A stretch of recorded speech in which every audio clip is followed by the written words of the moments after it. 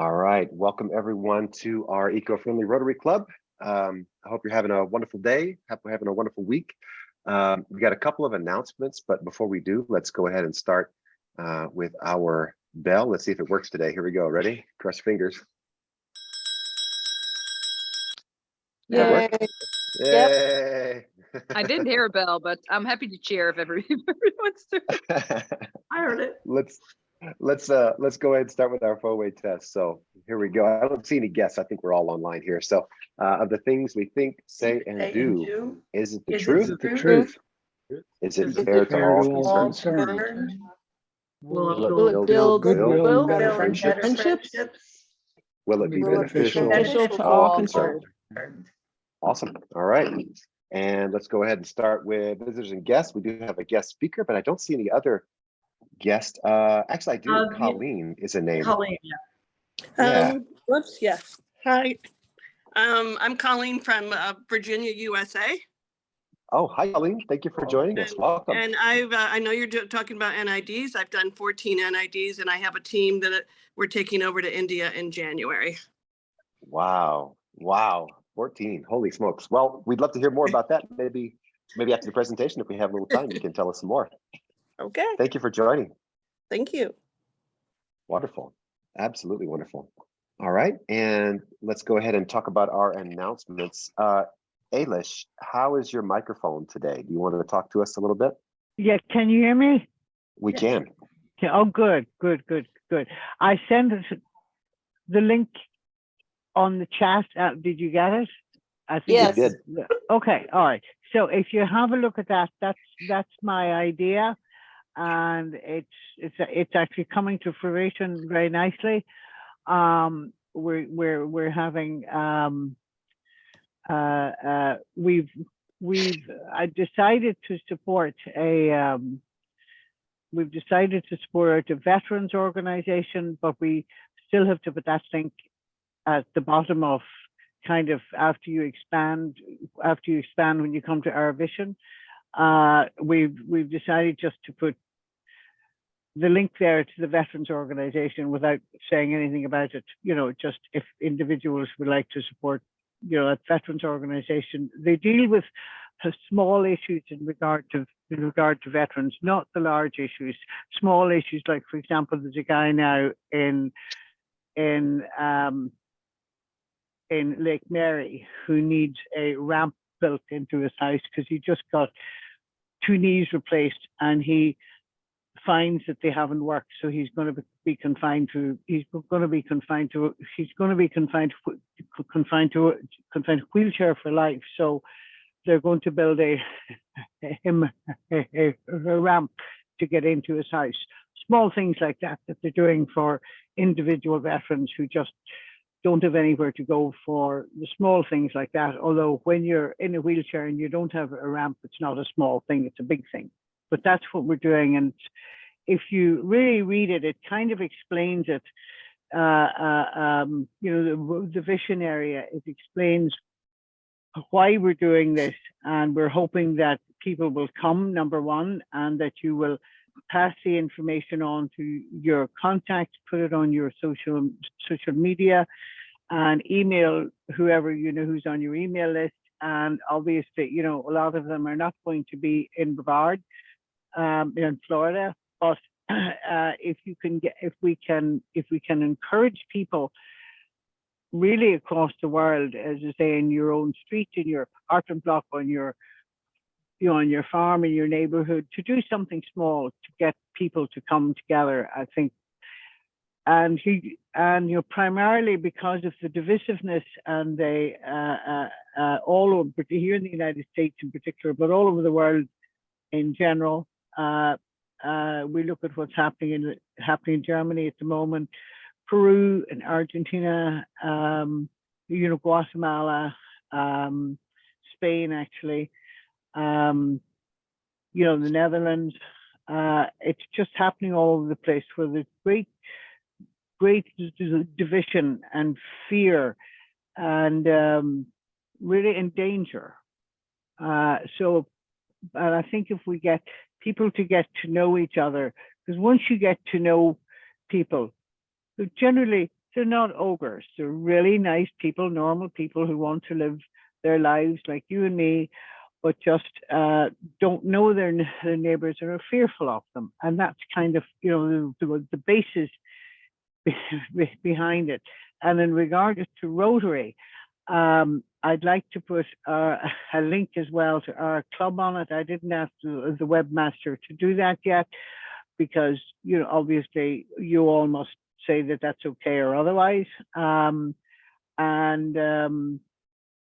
To encourage people to be there, and if people are there from Rotary, from any of the clubs, to wear something like a Rotary hat, Rotary t-shirt, something to let people, it's an opening gambit to talk to people who are not Rotarians and who don't understand what Rotary is all about, and we can hopefully expand the knowledge and understanding of Rotary. And I always think that polio is a good place to start, because everybody gets that, everybody understands that, you know, that they don't have it, that their children don't have it, that their grandchildren don't have it, and in substance, largely due to the efforts of Rotary International.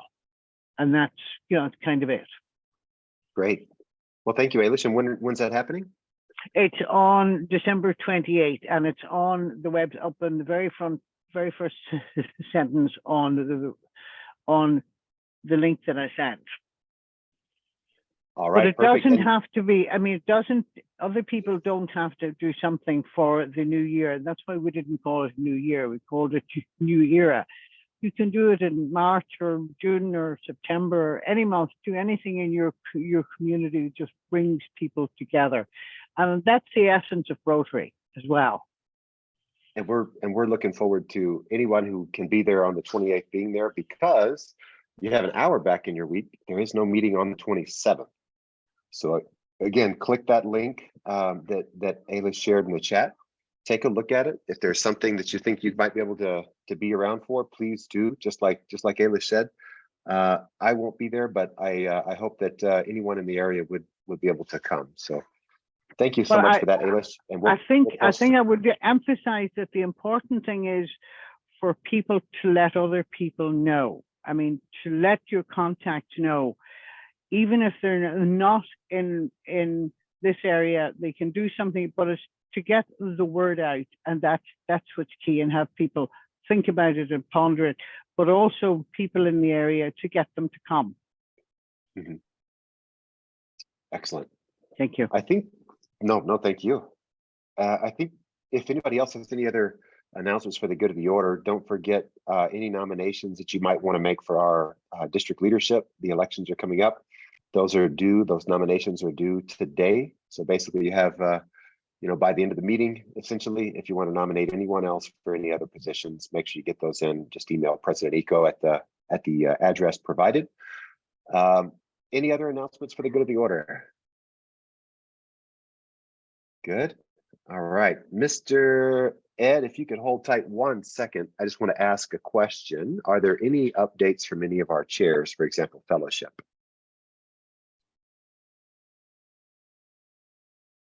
All right, over to you, Ed. The mic is yours, sir.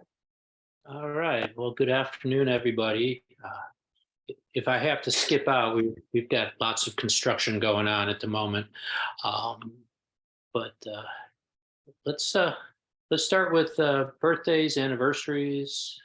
Do we have any birthdays, anniversaries? Roger? Oh. Roger, you're still on mute if you're talking. You're right. I was talking to myself. It was a great conversation. Thank you. Well, somebody who will listen, right? That's what I always thought. That's right. No, I was just saying my wife's birthday is this coming Saturday. So we're looking forward to celebrating it. We're going to take our oldest grandson out shopping for his birthday clothes. His birthday is about the same time. So that's Saturday. Her birthday is in. Well, happy birthday. Thanks. I'm going to do a couple of happy dollars too when we get to that. Okay. Sam? Yeah, a couple of things. My niece's quinceañera was last Friday. That was a blast. We had a big family gathering. If you've never been to a quinceañera, it was a party. It was a huge party. But 2 years late, so she's actually 17. I'm not sure how you would say that. Maybe 17 ni era, but who's counting? COVID really changed things up, so she's a little late. And then my brother-in-law's birthday is Thursday. So we got my niece and my brother-in-law both here in Mexico. So lots of parties for me. That sounds fun. Okay, anybody else? Well, let's go into sad dollars, and then we can finish with happy dollars. Jennifer. I have two sad dollars. I found out this morning that both of my parents have COVID again. So yeah, and they are planning on hosting for Christmas. So nice big wrench right into the plans. But the good news is that they're on medication. My dad started medication yesterday and is already feeling better. My mom was tested positive today, so she's gonna get on the same medication. Hopefully they'll feel better soon. Well, and what is it, 10-day quarantine for 10 days after symptoms start? So you still may be able to do Christmas. Yeah. Didn't they change that to 5? But you're cutting it close. I can't remember. Maybe it's 5. But. Yeah. Well, we'll be watching closely to see how they feel. Yeah.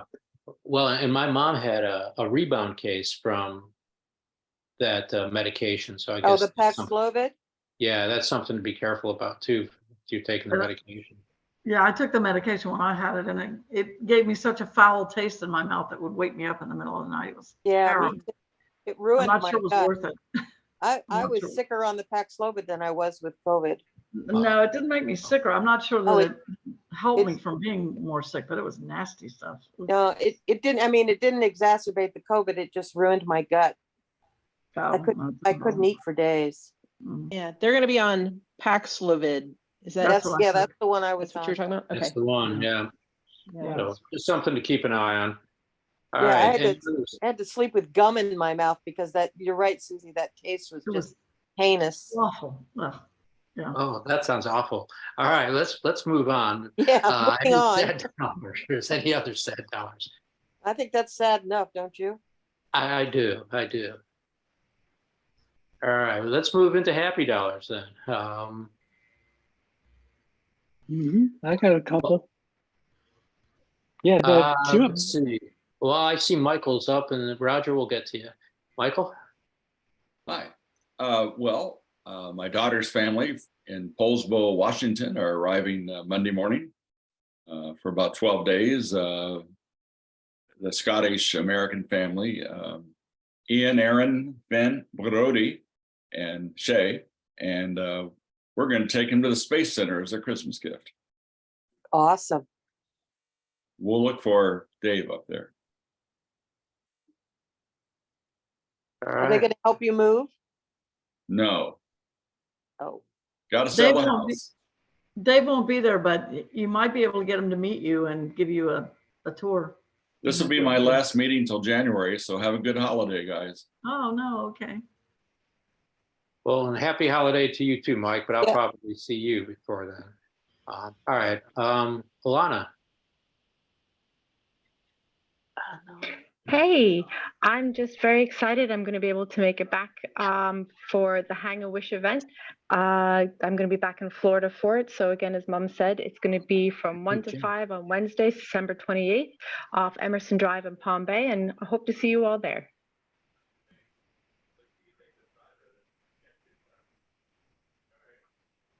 Did anybody hear me? Yes. Oh, okay. That's all I got. Excited for you to be back, Alana. Me too. Sorry, I missed that quick construction question, but okay, Roger, you're next. I have two. One is about COVID, and my wife just finished going through it. She is now negative on her testing, so we'll hope we don't get any rebound or anything else. The other is this last Saturday, my oldest granddaughter, who's 25, did a successful presentation in defense of her master's dissertation, and she's now a graduate of Northeastern from Boston. Congratulations. Congratulations. Yeah, that's Thank you. that's Now she's quite got to go the- to work.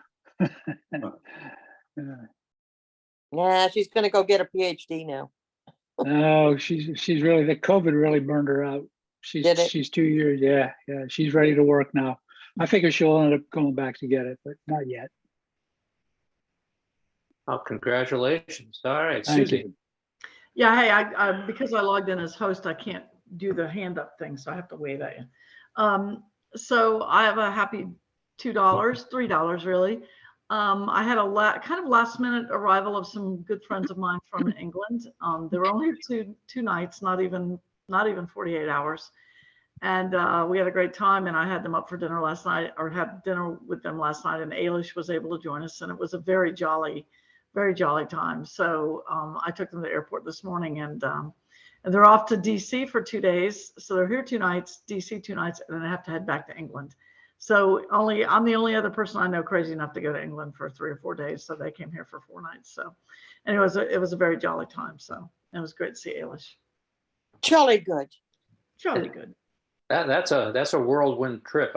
That's a long flight for a short period.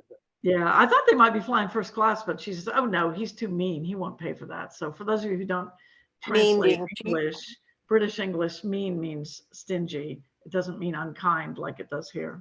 So yeah, he's not that way. Ailish, I see your hand is up.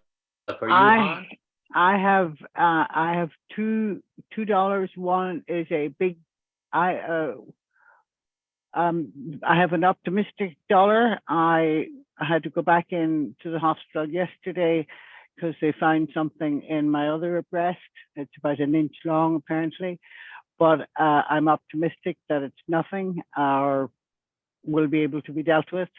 And a big thank you dollar to Susie for inviting me to her home last night with her 2 friends from England and her pals from up the road.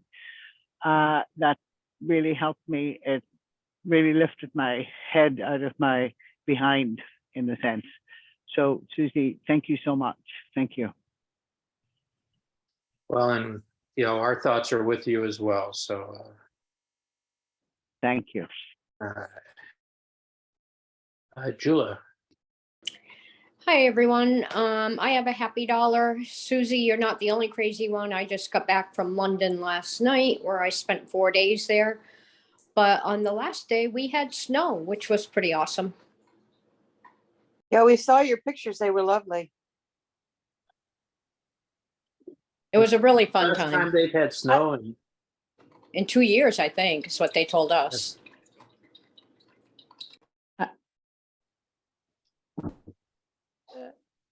That's that fake climate news, but okay. Let's see. All right, well, let's wrap it up and get on with our speaker. So thank you all very much. Oh, Mike? Yes.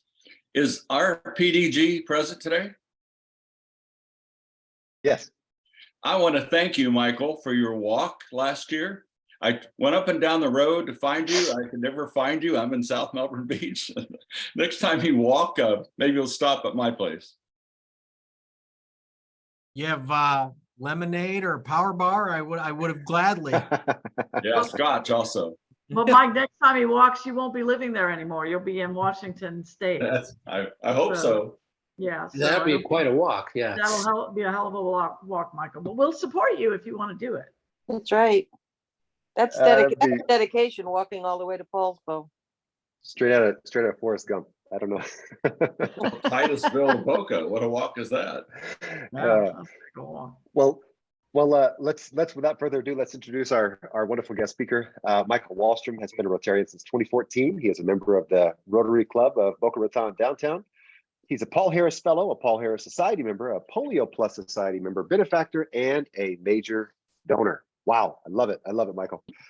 Michael served as president of his Rotary Club in 1819. And of course, he was our PDG from 21-22. During his year of service, he has been named the Rotarian of the Year and received both the Club of the Year and the Governor's Citation for his club. Michael takes pride in having led his club to a 100% Paul Harris recognition. That's what we want to do. Don't forget, guys, and creating an endowment at his club to fund the annual global grants. During his year as governor, Michael walked, just like we were just talking about with the 2 Michaels. Michael walked the entire length of the district, which is about 185 miles, to raise funds for the Youth and Peace and Action Initiative, and led a district-wide global grant to the Act Tenement School in Guatemala. He also traveled to India to participate in the 2022 Polio Immunization Day, which we're going to hear about now. Michael joined the Zone 34 Public Image Team as the ARPIC in 2022 and served on the Emerging Leaders Training Team for the 2022 Zone 33 and 34 Leadership Summit in Baltimore, which was fantastic, by the way, Michael. I joined a couple of those sessions at night over Zoom. Professionally, Michael is a certified financial planner and a co-founder of, no, so sorry, I'm going to mess this up. I should have practiced in advance. Aquis, close. Partners, and was independent financial planning and investment management firm based in Boca Raton. He lives in Boynton Beach with his wife, Laura, and their 2 children, Henry and Daphne. Again, please forgive me for butchering the name. Our wonderful Michael. Go ahead. No problem at all. I always tell people, pretend it's the Fonz saying it. It's pronounced Aquis, not Equus, not horses. But anyway, that's not important. So I'm gonna share my screen with you guys, and I have a little PowerPoint with some photographs and whatnot, so I can kind of talk about the NID that I went on. So let me put this up. Tell me if we can all see that. All right. Yep.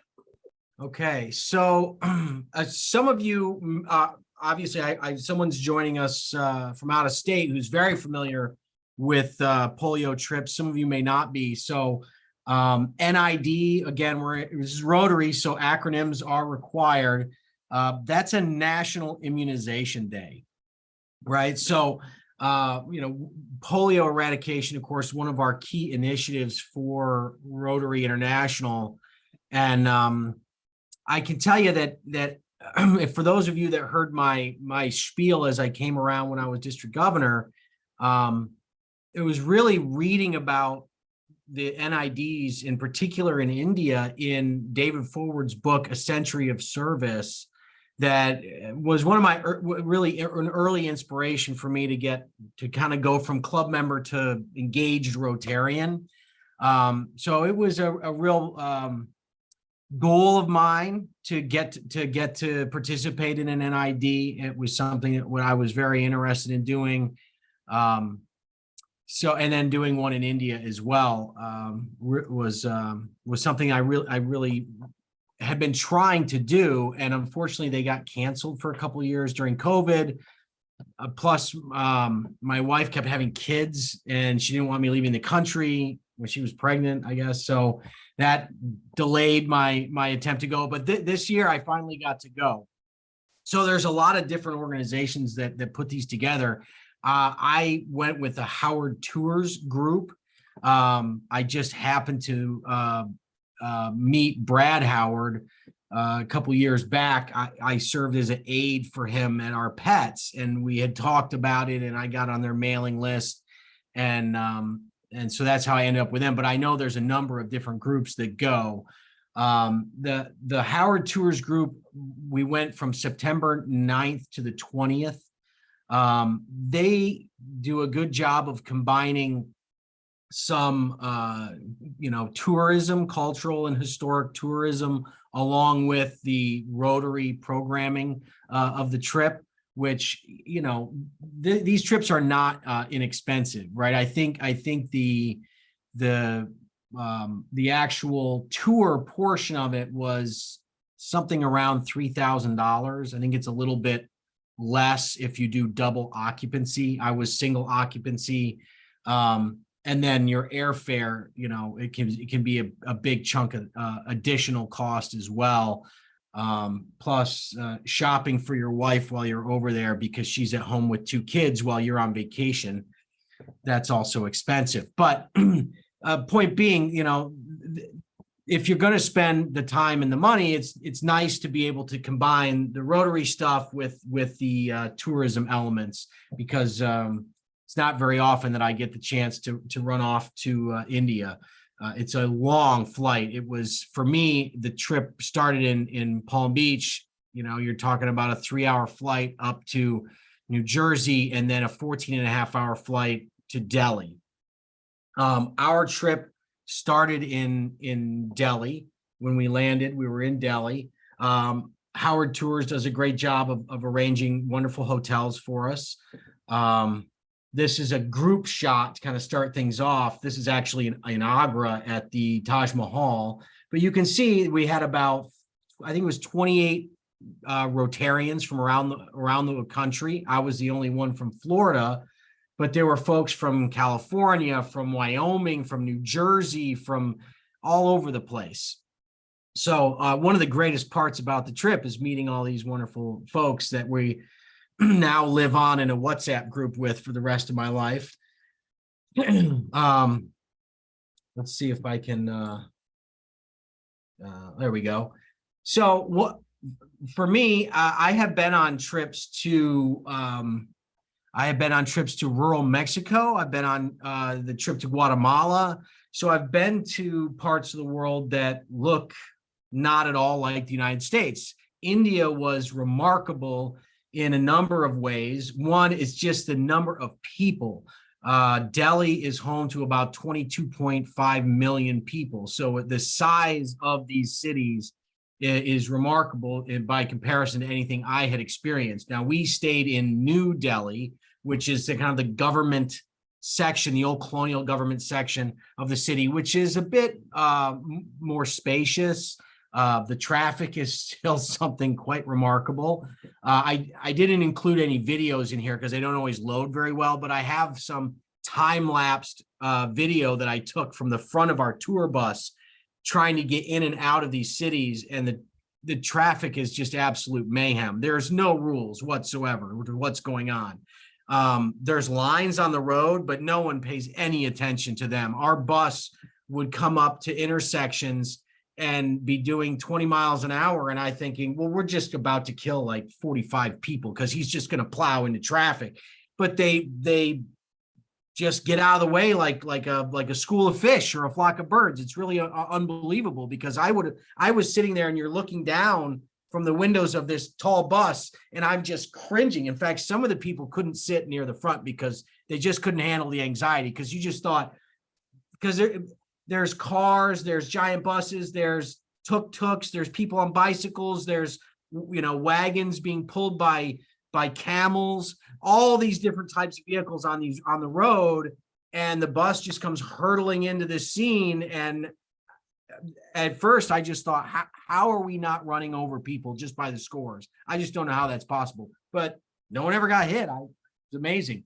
But this is just some of the scenes from the street. It's hard to capture when you're taking a photograph, just the mass of people. You can see up in the corner here, this gentleman with a bunch of bulls walking down the street. This was very common. There's bulls, there's cows everywhere on the freeway, on the roads, and they have the run of the land. Traffic has to just go around them. So if they get tired and want to sit down in the middle of I-95, that's their prerogative, and the traffic simply has to adapt. So that was something that was very different than traveling in other parts of the world that I visited. This picture down here in the lower left with this young lady, we visited a school, and I'll have some pictures of that. And this was walking through this community, which is kind of on the outskirts of Delhi. It's built up with no central planning. And as you walk around in here, there's these very narrow alleyways. And this is kind of, you get the sense of how folks live there. There's this gentleman down here in the far lower right. He was a bicycle rickshaw driver that we took through Old Delhi. And I mean, there were areas of the streets where it just got dark because the buildings are built overhead in this kind of MC Escher type landscape where the sun's not really getting down. And there's a whole community living kind of in these, it almost feels like tunnels. So he drove us around through these parts of Old Delhi, and it was very interesting. One thing, if you can see in the center picture, kind of this electrical wires and such, that was one thing that was very interesting to me, was I think if you were like a utility worker or an electrical engineer and you were riding around in Old Delhi, you would just, your mind would be exploding by seeing just the wiring. I don't know even how to explain it. It was just, it was insane what was going on. I don't know how the power system is working in that country. It was really quite remarkable.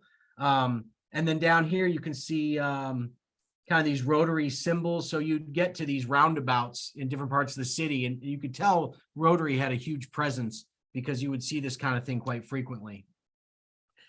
Here's some of the places that we visited. These ones in the upper left that's a mosque in Delhi, in Old Delhi, and down in the lower left is a view from that mosque across the city to the Red Fort in Delhi. The Taj Mahal, you can see there in Agra. Visiting the Taj Mahal was amazing. It's one of those situations where you kind of go, I hope this isn't one of those Instagram versus reality situations, but when we got there, it was just breathtaking. It's just an enormous, the scale of the building is unbelievable. And this photo was taken from the fort. So the gentleman, that Maharaja that built the Taj Mahal, was eventually deposed by his son. You know, he built the Taj Mahal as a tomb for his wife. He was eventually deposed by his son and spent the last, I think, 8 years of his life living in luxurious imprisonment in this fort where he had this view. This was a view from his prison room across to the Taj Mahal, but he could not go there. And then now he's buried there as well. So that's that view there. And then these are just another tomb in the upper right, a burial place, and just some of the other features. The red sandstone and then marble were really key, key elements to all the places that we visited. The construction was really pretty amazing. The people, gosh, we had so much fun. Here you can see some of the folks as we toured around. We got to visit a lot of Rotary clubs, and the Indian folks at these Rotary clubs were awesome. They were so engaged in their communities, engaged in their projects, and we'll talk about a few of them, but they loved having us there. And I have to say, being an immediate past district governor was cool because they really take that district governor thing seriously. Like every place that we went, they were giving me these turbans and everybody kind of got the flower lays, but there was myself and one other PDG on the trip, and they were always giving us these turbans and making a big deal. In fact, I had to get up and speak at two of the clubs, and fortunately I had been doing my spiel for the whole year, so I kind of had the shtick down, and I was able to use excerpts from that, but it was interesting. So I now have these turbans and scarves and everything that they gave us everywhere we went. But they were just really warm and welcoming folks. We had a great time touring around. You can see this, the elephant here, myself and this other gal, a Rotarian from California. We went up to one of the forts by elephant. Not a very comfortable way to travel. If anyone's ever done that, I don't recommend it. And you can't see it in these things, but every place that we went, all these tourist spots, whether it's the Red Fort or the Fort Niagara, the Taj Mahal, outside of them, the peddlers are there with all kinds of stuff, and they just swarm you. This Agra Fort that we went to here, we went down back. It's way up on this big hill, and we had to go back down to the town by Jeep. And the folks that were trying to sell us stuff literally hung off. And I have this incredible video inside. And for some reason, the gal that's there, you can see her on the elephant with me. They were just like, she was just a magnet for them. She didn't know how to deal with them. Always engaged, right? The best thing you do is just don't talk. And they were literally hanging off the Jeep, trying to haggle. And this Jeep is flying down this little narrow street. And eventually, like, there's a bump and one of them, whoo, off the side he goes, right? And by the time we got down to the bottom, we lost all three of them that were haggling with their different wares. They just kind of fell off as the Jeep went down the road. And I thought, this is a remarkable scene. So that was, you know, the an interesting element to all the places we went. And then you also do see a fair amount of beggars outside these folks, or outside these places, that a lot of people with that had polio, right, and had considerable deformities, which is really difficult. I mean, it's something that, you know, United States, you don't see that, and it's very much present in their life every day there. So this was one of the projects we visited in Delhi. This was a school, and that picture a couple slides back of the young gal in that community she led us through the community to get to this school. So this was a school that was supported by the local Delhi Rotary clubs. It's like supplemental school. So they go to a regular school, then they come here, and it teaches language. They have computer skills. You can see they have a computer. A lot of the gals there are learning sewing techniques. Singer actually provides these sewing machines for them, kind of sponsors the school. It costs about $300 a year for one of these with students. There's maybe 30 kids in each class. So they also have an embroidery they teach. So the kids that go through these schools, they actually get a certificate, so they can go get a job. They get some sort of state sanctioned certificate in their skill, whether it was embroidery, seamstress. They also, we didn't go to it, but across this kind of open area that you can see there, there's also kind of like what you'd say cosmetology type school that they also do. So a lot of these folks are taking these classes in addition to their regular schooling, so they can get this certificate and then have a better chance of getting some sort of domestic engagement. What was quite remarkable, as you can see out this gate, it had rained, and when we walked in here, we came through the inner parts of this community here, which is kind of a controversial community that the government has talked about coming in and raising the whole thing several times, because none of it's coded and it's just kind of grown up. But what you can't see is, just as you walk into this area, you can see one cow sitting here, but this is a parking lot and play area, but also there's cows this is their bathroom. So there's a lot of manure around, and it smells like it. It really smells like manure in this area. And as you walk out, to the left out here, the road, we kind of pick up a road that goes back around towards where the bus was parked, and you're on the edge of the community, and you can see huge piles of garbage, right? That's the dump. It's right there. And there's a lot of animals rooting around, pigs and goats and stuff rooting around through the garbage. So the garbage dump is right there. So just getting a sense of, how these folks are dealing with their environment. It's very different, obviously, than what we deal with. And it certainly lends to us, at least to me, an enormous sense of gratitude that I put my trash can out on Monday night and Thursday night, and then it picks up and goes away. And we don't have a giant garbage dump on the other side of my house, right? So really, really interesting. But the kids were thrilled to have us there. The Rotarians are supporting this school. So it was a really great initiative to see.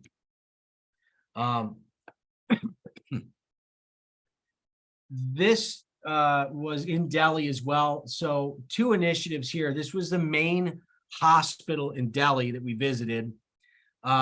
It's a large hospital. It's about 100 years old. As you go, we had to climb, I can't remember, like 5 or 6 flights of stairs to get up to the polio ward, which is up here in the top right. It's not air conditioned in this place, and it's just throngs of people. If anyone's gone and sat for 3 or 4 hours in a waiting room at an emergency room, just imagine doing that without air conditioning, and it's hot and humid, and you're waiting there for days and days and days. It's horrendous. So two initiatives that we learned about that they're working on. One is Club Foot. I did not know that Club Foot is not at all something that occurs based on environmental issues. It's genetic, and the same percentage of population gets Club Foot worldwide. So the same percentage of population in the United States gets Club Foot as they do in India. We just never see it because it's very correctable. It's very inexpensive to fix. So you would never see in the United States someone with Club Foot, because as soon as they're born, they get corrective braces and things like that. And, after they do that for a couple of years, it's corrected permanently. So we are just not exposed to it, but it's happening. So in India, given the rural population, these folks are having, 50,000, Club Foot births a year in the population, and they're just not getting corrected. So if you have Club Foot and you live in the rural area and you're doing manual labor or something as a living, you can't function, because if it's severe enough, there's no walking at all. If the foot's twisted all the way around, they're an invalid. So they either have to beg or they become a drain on the resources of the family. So, but it's really inexpensive to fix. So they have a big initiative throughout the country. Rotary's heavily supportive of it. You can see the little Rotary emblem up here, where they have these braces made, and they try to get these people will come from 4 or 5 days travel to come to the hospital to get these treatments. But it's a lot of getting out to the community and educating, because these rural communities, the parents won't know that there's any help for their child, or that it's treatable for this condition. And then we also went to the polio ward, which was very interesting, because in the United States, I've never been to a polio ward. We don't have them anymore, right? It doesn't exist anymore. So the doctor there walked us through a number of different patients. What are the conditions that occur when someone has polio? What are the different elements of paralysis that might happen, whether it be leg or torso? How do these people compensate for that issue, and what additional problems does that cause for them? And then how do they try to address that? Different types of braces, different kind of mechanisms to try to help them be able to function a little bit more normally, because there's no way to correct once the paralysis is set in. There's no going back, right? It's permanent. But depending on the type of paralysis, like this young lady in the upper right, she had in her torso, the paralysis existed. So there was no way for her to sit up straight, right? So essentially, this person is going to be laying prone their whole life, unless they have a full brace that goes through their trunk and allows them to remain in an upright position, because they have no muscle capabilities, right?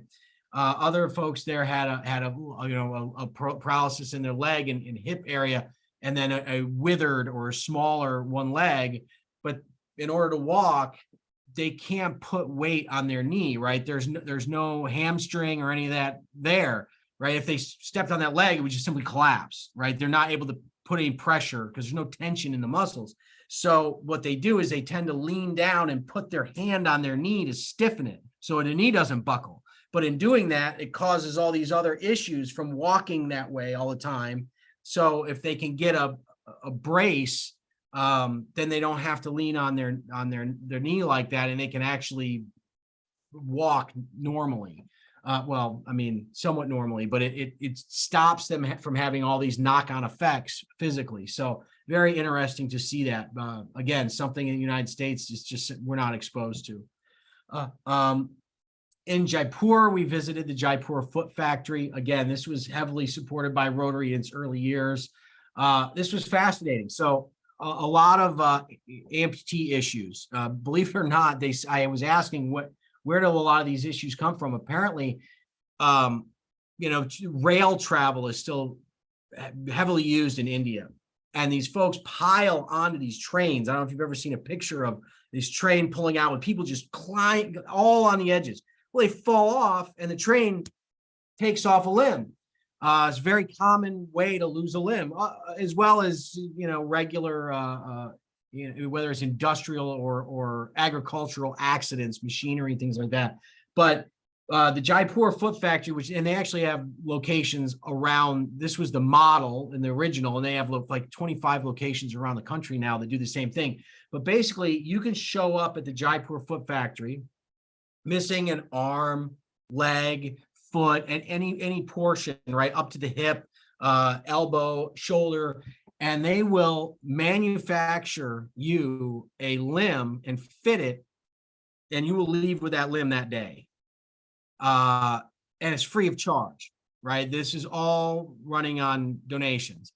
And I mean, they're rudimentary. These are not, 3D printed carbon fiber things that, you can join the Paralympics on, but you can, I mean, they had a guy, they have a lot of people that work there have the limbs, and they had a guy outside. He took us outside. He ran like down the, the road in front of the thing. And I mean, he could run. And for most of the people that we saw, if they were just walking regularly or functioning regularly, especially with the leg or foot, but you really couldn't tell that they had an artificial limb. So they're doing a remarkable job of pumping these things out. But again, you look at this place, and of course, that in the United States, you could never have this, right? There's no air conditioning in this place. It is extremely hot. There's plaster dust everywhere. It is a cacophony of drilling and grinding and noise, and it's just mayhem. But they're doing an amazing job. They can churn out up to 70 limbs a day. So 70 people a day can show up and get a limb and leave that day ambulatory, right? Because again, if you're in a rural environment, or if you're from the poor parts of the community and you're relying on manual labor of some kind, if you are missing a limb, you cannot function. You cannot earn a living. You become absolutely dependent upon your family, which is very difficult, for them to support. A lot of these rural families, and we saw it when we went in to do our actually NID. These families have 14, 15 kids. So if you have one that can't produce, it's very difficult. But this was an amazing operation to see.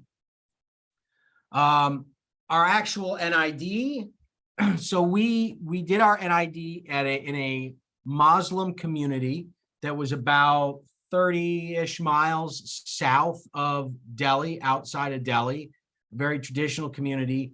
You get the sense that this is all, you can kind of see the bricks behind me. All the homes are brick, and they kind of have a courtyard where they have a couple of animals, usually water buffalo. A couple of buffalo live in the courtyard, maybe a goat or pig, and then small rooms for the family. You get a sense that this probably doesn't look a lot different than it did when the Maharajas were up in the Agra Fort, right, in the 1700s.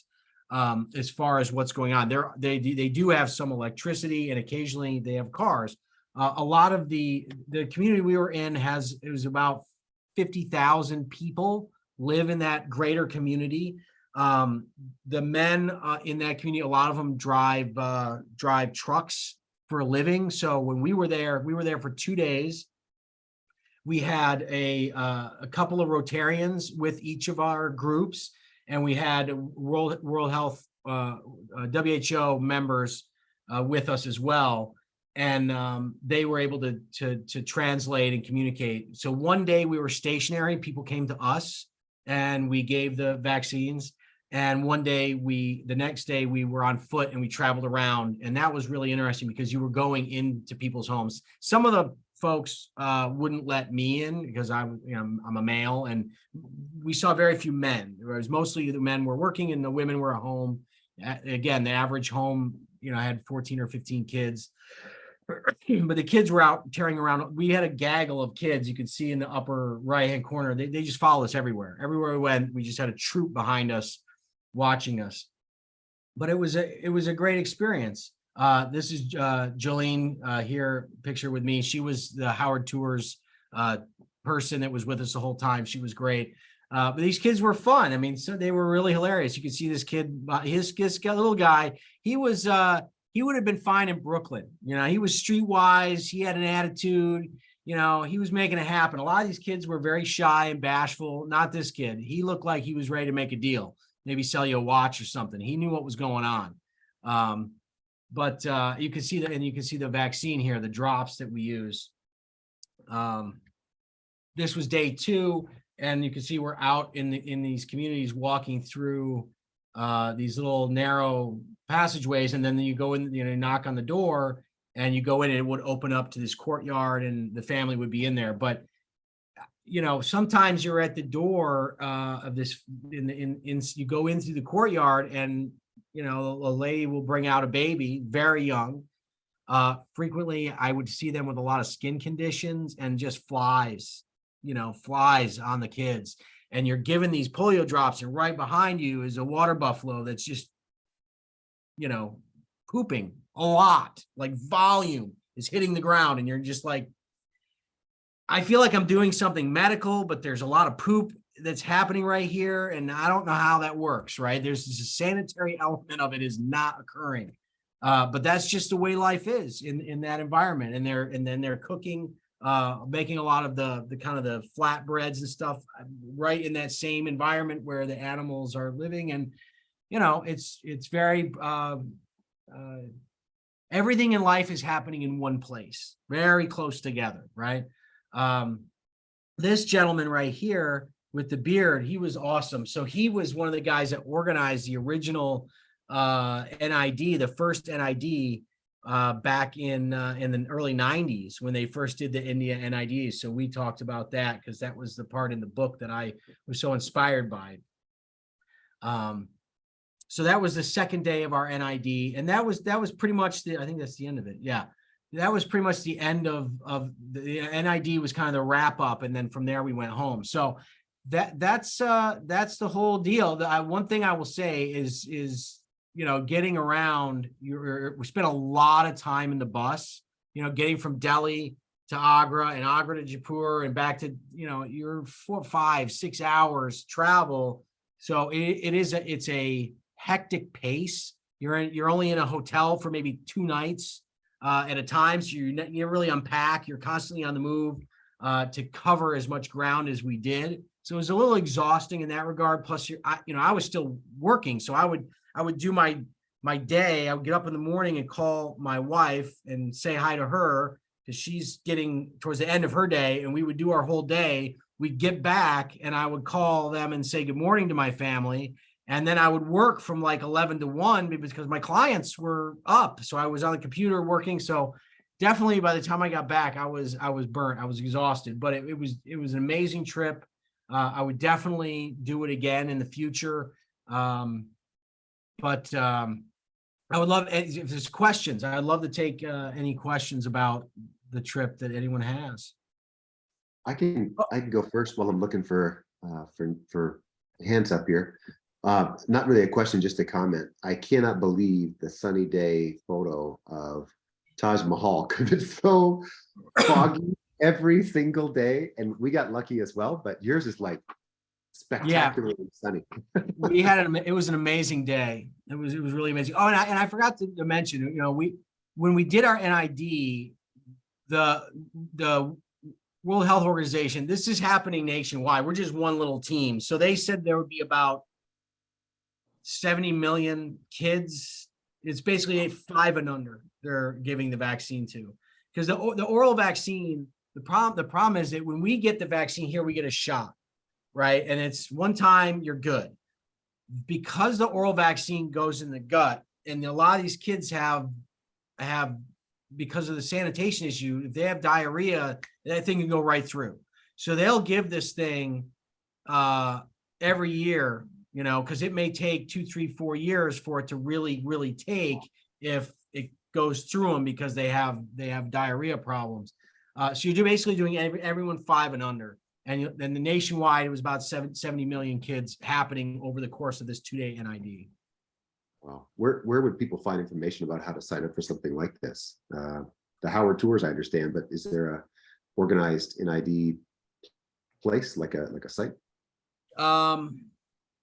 No, I don't know of one. I found out about these by talking to other Rotarians and get it, you know, like someone would say, oh, well, Nancy Barbie does one, and then Howard Tours does one. And so I just got the information and said, I really want to do this. So I started sending, I'd get an email and I'd send emails to people. And so if someone really wants to go, I'm happy to be a resource. I happen to have the contacts for Howard Tours. They're not the only ones that go. You know, other ones have different experiences, but I don't know. I don't have the other contacts, but there are people in our district that have gone on other ones, and you just kind of have to find someone that's gone and ask them and get the information. Great, great. Colleen, you see your hand up? Yeah, I'm going to be incoming and Polio Now coordinator for Zone 33. And Michael, you and I have met a couple of times.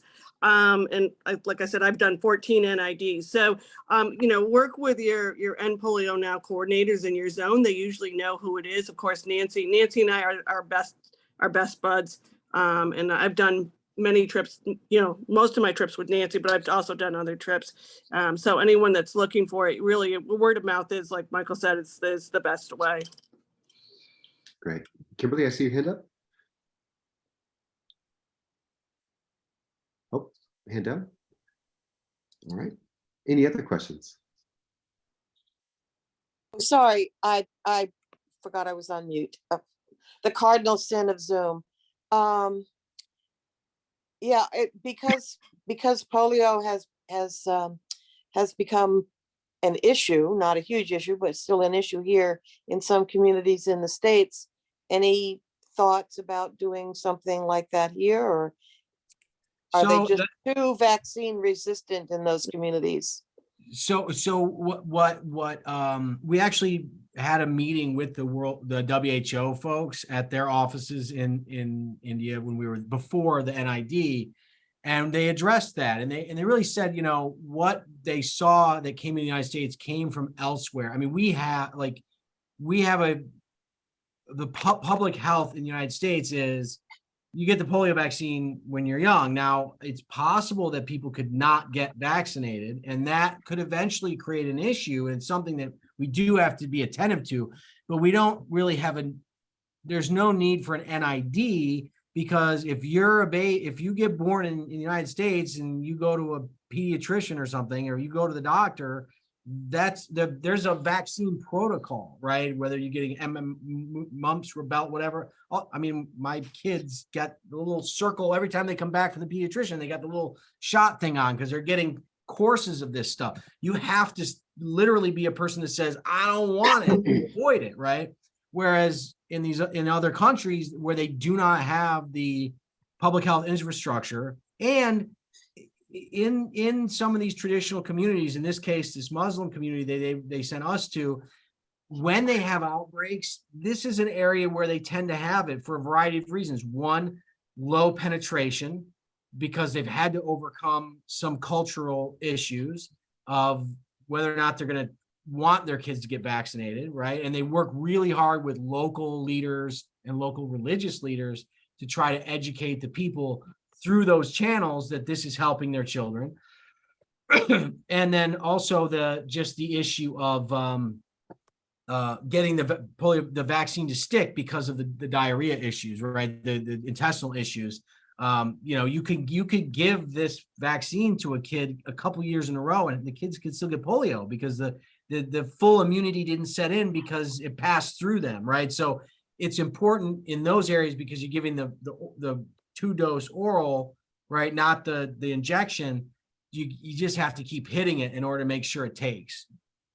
Whereas like in the United States, if you're getting the injection, you're not going to have a problem. If you get it, you're going to be good. And you're not going to get vaccine derived from the injection either. Whereas in other parts of the world, you do get vaccine derived polio cases because you're using a weakened virus, not a dead virus.